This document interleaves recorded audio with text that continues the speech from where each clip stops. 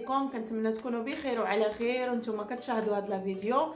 فاليوم جيتكم بواحد الفيديو ديال تقريبا التتمه ديال الفيديوهات اللي شفتوا معايا ديال البيتزا، العجينه البيتزا اللي وجدنا، كيف ما شفتوا الصوص اللي وجدنا. فاليوم جيت باش نشارك معكم واحد جوج ديال الاقتراحات او جوج ديال الحشوات اللي ساهلين وبساطين ونقدروا نعمروا بهم البيتزا ديالنا، نقدروا نوجدوهم هكا بالبيتزا ديالنا، نعمروها نحطوها هكا لوليداتنا في الغداء، نوجدوها للكوتي ديالنا. فواحد الحشوه اللي رائعه وكتعطينا واحد البيتزا اللي فعلا وليداتنا غادي تعجبهم وغادي تعجبنا حتى حنايا. فكنتمنى هذا الاقتراح ديال اليوم ينال الاعجاب ديالكم، كنتمنى تكملوا الفيديو حتى الاخير. وإلا عجبكم ما تنساونيش من البصمه ديالكم الزوينه والتعليقات ديالكم، فكنقول لكم شكرا بزاف. ويلا نشوفوا المكونات ديالنا. فهنا بالنسبه للحشوه اللي غادي نوجد معكم، فهما جوج ديال الحشوات اللي غادي نتقاسمهم معكم، فهما ساهلين وبساطين، فما فيهمش مكونات اللي صعيبه. هنا عندي الفلافل الالوان، الحمراء والاخضر والاصفر، فانا درت لهم شويه زيت الطبخ، زيت نباتي، وشويه فلفل اسود وشويه ملح، وحمصتهم شويه، شحرتهم شويه، فهما هادو. كذلك نفس الملحه والفلفل الاسود وشويه الزيت، شحرت البصل قطعته ناعم، يعني قطعته شرائح طويله وشحرته. هنايا الشامبينيون اي الفطر، هذا المعلب حتى هو نفس الطريقه، شحرته بشويه زويته وشويه الفلفل الاسود شويه الملح. هنا عندي الديك المدخن، عندي هنا هذا النوع هذا خليته هكا رقاق، وهذا راه مخلط معاه نيت نفسه، غير عندي واحد العادي وواحد فيه الدجاج مع اللحم مخلط، هذا الديك المدخن. عندي تونه اللي حيت لها الزيت، عصرتها مزيان حيت لها الزيت. عندنا صوص طوماط اللي ديجا وجدناها من قبل كيف ما كتشوفوا، شوفوا على قوام فيها، فهذه راه موجوده في القناه، راه ديجا انا موجداها من قبل. كذلك الصلصه البيضاء اللي وجدنا او الصلصه بيشاميل، صوص بيشاميل اللي وجدنا حتى هي راه وجدناها من قبل، حتى هي كنحتاجوها. كنحتاجو نوعين ديال الفرماج حسب كل بيت واشنو اللي متوفر فيه، فانا عندي الفرماج الاحمر وعندي الموتزاريلا، فانتوما اللي متوفر عندكم واي جبن كتفضلوا فتقدروا ديروه. كنحتاجو في التزيين زيتون اسود، وكنحتاج شويه ديال الزعتر اللي غنخليهم بالاخير، وكنحتاجو القليل من زيت الزيتون اللي غادي نضيفوها اخر شيء. فدابا غادي ندوزو نديرو العجينه ديالنا ونقادو الحشوات اللي غادي نصايبو. فهنايا كنرشو سطح العمل ديالنا بالقليل ديال الدقيق، كنجيبو العجين ديالنا اللي انا ديجا كنت محتفظه به في الثلاجه، فدابا كنقرصوه بهذه الطريقه هذه، كنخليو الجوانب ما كنخبزوهاش او ما كنقرصوهاش، ما كنضغطوش عليها بهذا الشكل هذا، فما كنستعملوش المدلك في هذه اللحظه هذه.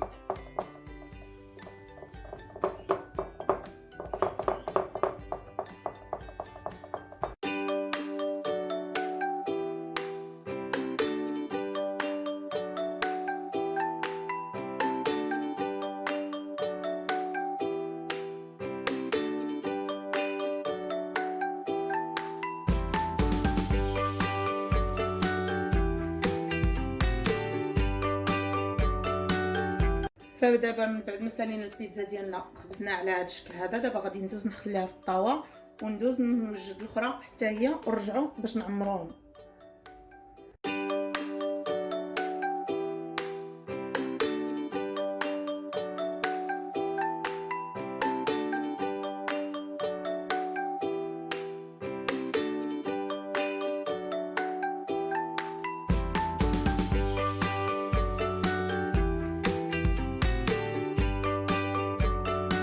فاول حشوه اللي غادي نقوموا بها هي الحشوه ديال الصلصه البيضاء. فقبل ما هذا هنا دايره شويه زيت الزيتون، فغادي ندهنوا بها هاد الجوانب هادو ديال البيتزا ديالنا، غادي ندهنهم.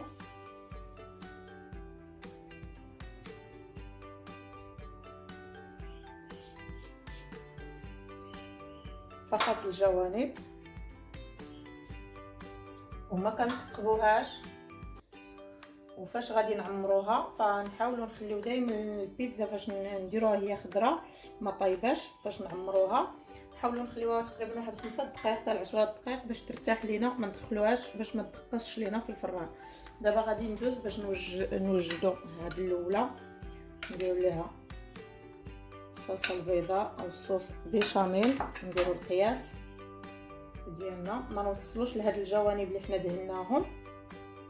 فصدقوني هاد الصوص فكتجي رائعه وكتجي لذيذه هاد البيتزا هذه، العكس يعني ديال الصوص طوماط فكنبدلو بها وكتجينا واحد البيتزا اللي رائعه بحال اللي كناكلو في المطاعم. فنوجدوها هكا في الدار لوليداتنا لعائلتنا، علاش لا؟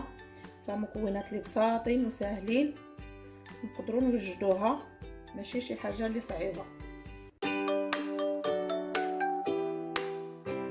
فبهذه الطريقه هذه دابا نديرو الشامبينيو ديالنا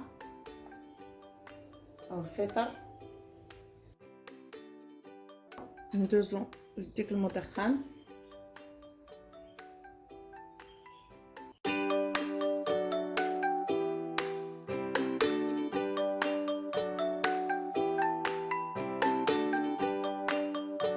دابا غادي نوضعو الفرماج ديالنا. غندير شويه ديال الموتزاريلا هو الاول ومن بعد نزيدو الفرماج الاحمر.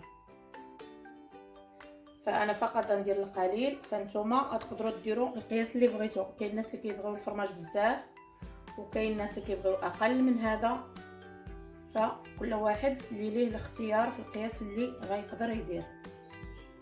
فانا مرات كندير الفرماج كتير، مرات كنديرو اقل، فعلى حسب كل مره وكيفاش كنبغيو البيتزا ديالنا. دابا غنزيد شويه ديال الفرماج الاحمر، فما نوصلوش الجوانب.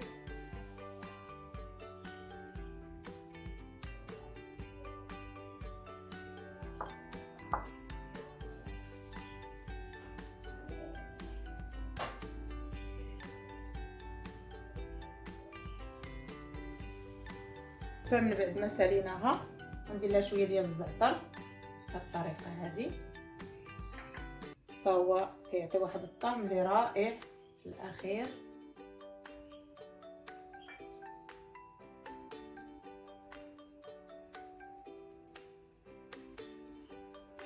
دابا نديرو شويه الزيتون اللي كيبقى اختياري كذلك. نتوما الا كان متوفر عندكم الزيتون اللي مقطع فتقدروا ديروه،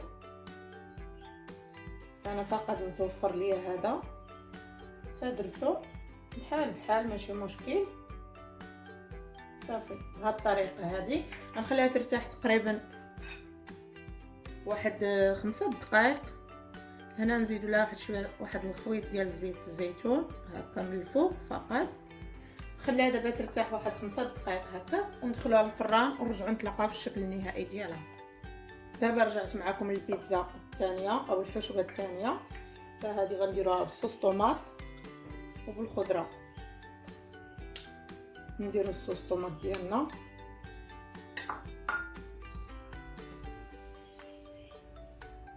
فقبل ما نكمل نحاول ندهن الجوانب. هما الاولين نسيتهم، هما الاولين ندهنوهم بالقليل من زيت الزيتون.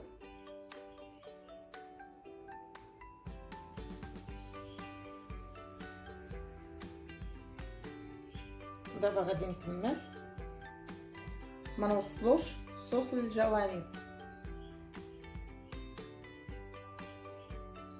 شوفوا الصوص كيف كتجي، فكتجي رائعه وكتجي زوينه بزاف. نكونوا موجدينها من قبل ومحتفظين بها هكا في المجمد او في الثلاجه لمده قصيره، فبحال هكا كتنفعنا بزاف. يعني دغيا كنوجدوا بيتزا اللي رائعه وبيتزا احسن من ديال برا بزاف بزاف، وفي وقت اللي كيكون قليل وكيكون التعب عندنا اقل. فدابا بهذه الطريقه هذه ساليتها. دابا غادي ندوز ندير الموتزاريلا هي اول شيء، العكس ديال البيتزا الاولى اللي درنا، فما درناش فيها الفرماج في الطبقه الاولى. على حسب، كاين اللي كيدير الفرماج في الطبقه الاولى وكاين اللي لا. انا مرات كنديرو مرات ما كنديروش، يعني باش نكون معكم صريحه. مي هذيك الحشوه اللي درنا في الصلصه البيضاء فهي ديجا فيها الفرماج فيها الجبن، فما يحتاج نديرو تبقى هكا. فغادي نستمر هكا. ودابا غادي ندوزو نديرو البصله هي الاولى بهذا الشكل هذا. نحاولوا نوزعوها على البيتزا ديالنا بهذا الشكل هذا.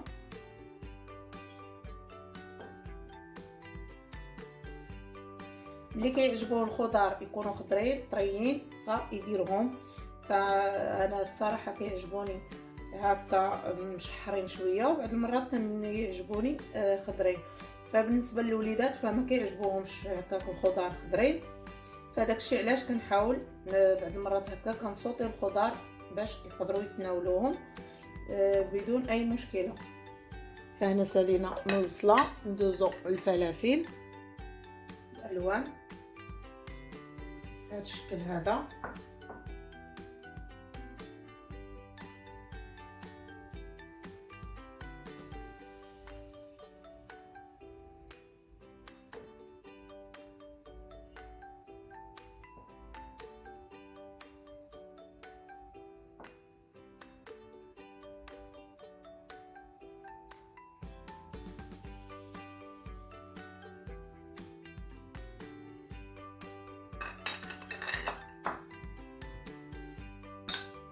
ندوزو نديرو شويه ديال الشامبينيون او الفطر، واخر شيء غنديرو التونه.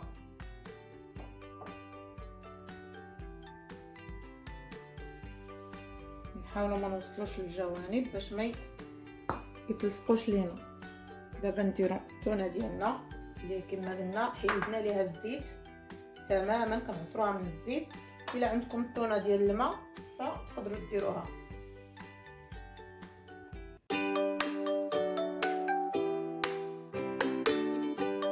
ومن بعد ما ساليناها فنديروا نفس العمليه، شويه الزعتر ونزينوا بالزيتون وشويه خيط ديال زيت الزيتون، هكا كتعطيها واحد الطعم اللي رائع.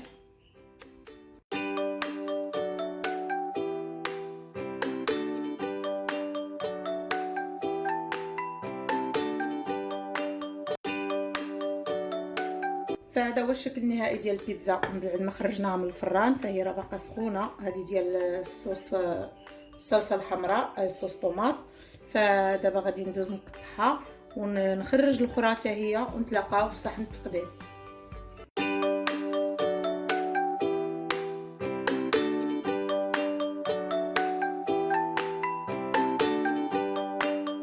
فهذا هو الشكل النهائي ديال البيتزا ديالنا اللي وجدنا مع بعض. كنتمنى هاد جوج ديال الاقتراحات ديال الحشوات ينالوا الاعجاب ديالكم.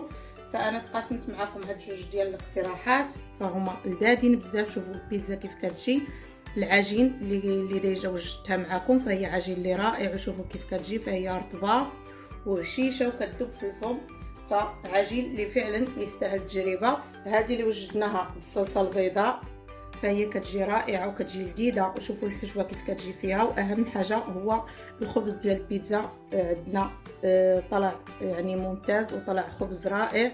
هنا وجدت معكم هادو ميني بيتزا صغارين هكا للوليدات، فوجدت هادو بصوص طوماط وجدت هادو بالصلصه البيضاء. فكنتمنى هاد جوج الاقتراحات ينالوا الاعجاب ديالكم، فهما لذاذين وساهلين وبساطين.